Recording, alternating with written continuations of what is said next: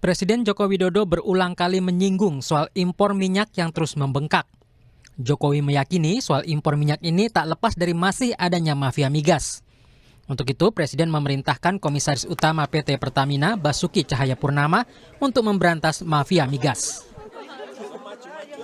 Urusan yang berkaitan dengan defisit transaksi berjalan, defisit neraca perdagangan kita bisa diturunkan kalau impor migas bisa dikendalikan dengan baik dan juga lifting produksi dari minyak dan gas juga bisa dinaikkan. Intinya mereka menyanggupi itu. Yang kedua juga penggunaan B30 yang akan dimulai Januari awal juga agar itu betul-betul dilaksanakan dan dikawal sehingga juga bisa menurunkan impor minyak kita. Intinya dua itu. Soal mafia migas mungkin ada arahan ke Pak Ahok juga, Pak? Soal mafia ya itu ke situ larinya. Jokowi juga menyinggung soal pembangunan kilang minyak. Ya kesal karena sudah 34 tahun Indonesia tak bangun kilang. Padahal keberadaan kilang bisa menekan impor minyak. Pembangunan kilang minyak itu harus. Masa sudah 34 tahun kita nggak bisa membangun kilang minyak, kebangetan. Tekad untuk memberantas mafia migas juga sempat disampaikan Jokowi akhir November lalu.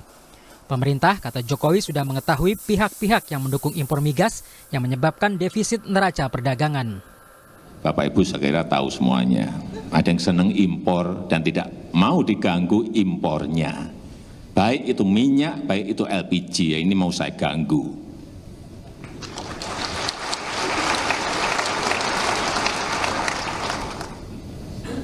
Saya tahu yang impor siapa sekarang. Yang saya sudah sampaikan, kalau mengganggu acara B20, mengganggu acara B30, mengganggu tadi yang urusan DME, urusan polipropilin, hati-hati. Pasti akan saya gigit orang itu.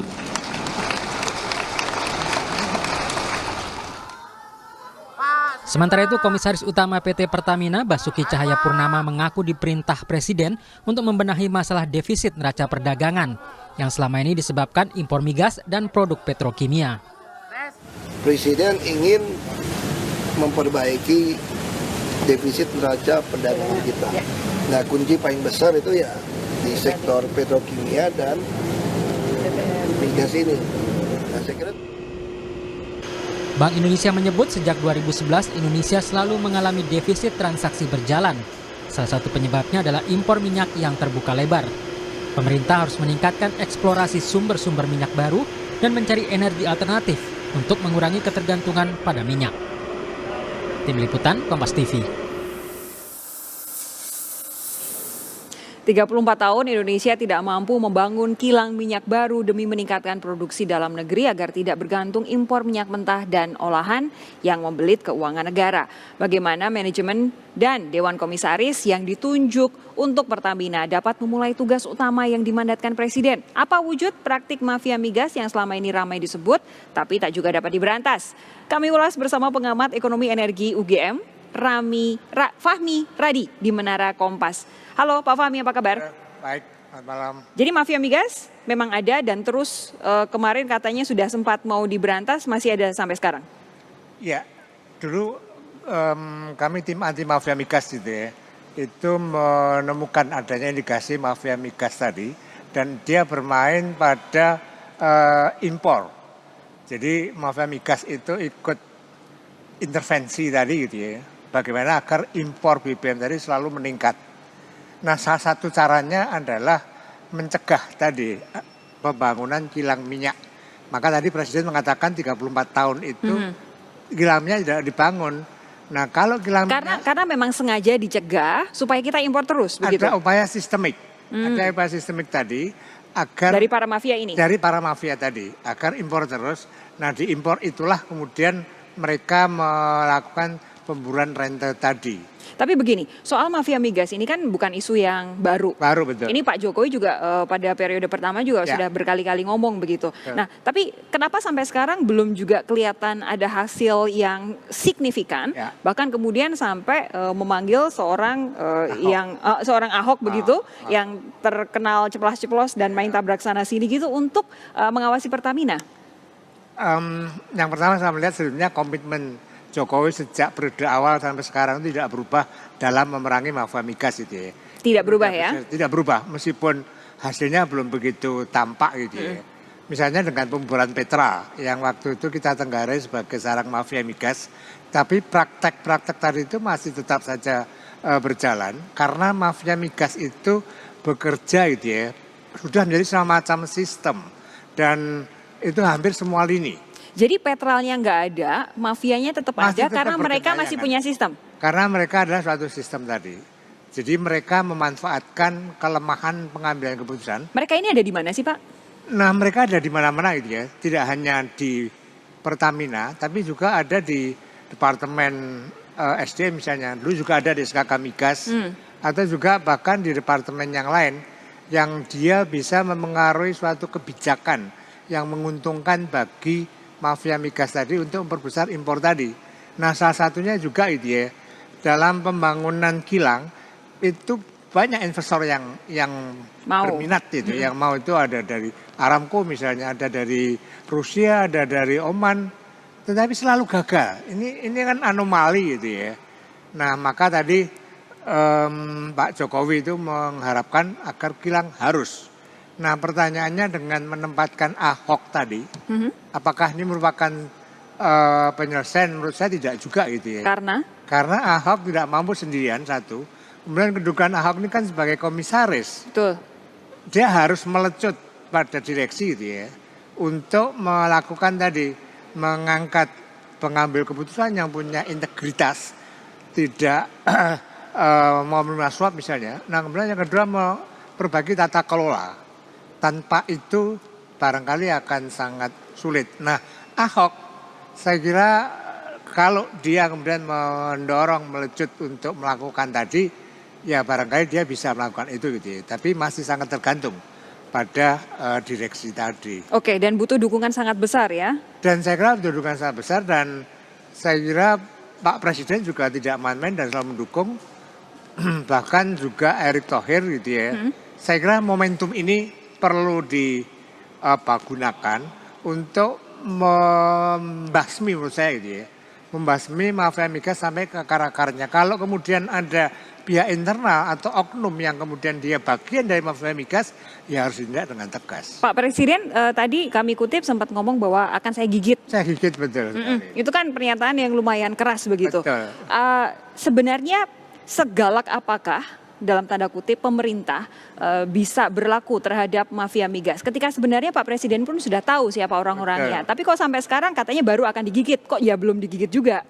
Ya itu tadi, karena mafia migas itu menjadi suatu sistem yang itu inherent juga dalam lembaga-lembaga yang ada tadi, terutama di Pertamina misalnya. Atau sebelumnya dulu di SKK Migas itu juga dalam tanda petik sarang mafia migas juga ya, tapi sejak pemimpinnya itu Amin Sunaryadi yang dulu mantan dari KPK gitu ya, itu punya komitmen untuk memperbaiki tata kelola tadi, sehingga tata kelolanya itu dengan sistem juga dan lebih transparan gitu ya, dan itu memagari mafia migas. Kalau menurut pengamatan saya itu tidak mampu lagi masuk di SKK Migas. Belum mampu digigit tapi paling nggak dipagari, supaya nggak ikut campur begitu ya. Betul sekali. Tapi begini, Anda tadi sempat bilang bahwa sebenarnya investor itu banyak yang berminat untuk investasi kilang di Indonesia, Aramco, Rusia dan beberapa yang lainnya. Tapi kalau misalkan dilihat dari kemampuan kita sendiri, kemampuan Pertamina, urusan lifting minyak dan segala macam hal-halnya kemudian yang mengikuti adanya investasi untuk kilang minyak. Kemampuan kita seperti apa?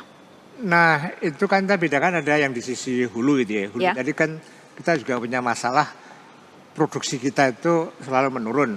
Bahkan beberapa blok terminasi yang diberikan pada Pertamina, blok Mahakam misalnya, itu juga jeblok produksinya, itu di sisi hulu. Nah di midterm tadi itu memang perlu ada refinery gitu ya, ada kilang. Nah ini harus semuanya diselesaikan gitu ya. Di sektor hulu Pertamina harus berani melakukan suatu investasi untuk melakukan tadi eksplorasi dan eksploitasi untuk meningkatkan lifting. Itu satu. Nah kemudian di midterm tadi, midterm kemudian baru hilir gitu ya. Nah midterm tadi ada kebutuhan membangun kilang tadi. Kalau kemudian persetujuan investor yang datang tadi karena berbagai hal, saya memperkirakan Pertamina sebelumnya mampu itu ya, untuk membiayai mampu. Tadi, saya kira mampu. Tapi kalau misalnya bisa juga menggunakan global bond itu ya untuk membiayai tadi. Tapi kenapa itu nggak dilakukan? Nah disinilah tugas Ahok gitu ya untuk melecut tadi. Seperti tugas Presiden bahwa kilang minyak harus bangun at all cost dan dengan berbagai cara, dan menurut saya mampu kalau dia punya kemauan gitu ya. Terakhir Pak, ini kan sudah jelas Pak Ahok dimasukkan, kemudian ada beberapa shakedown begitu, ada gebrakan yang dilakukan Menteri SDM untuk Pertamina ini. Anda seberapa optimistis bahwa mafia migas ini benar-benar bisa dipastikan tersingkir?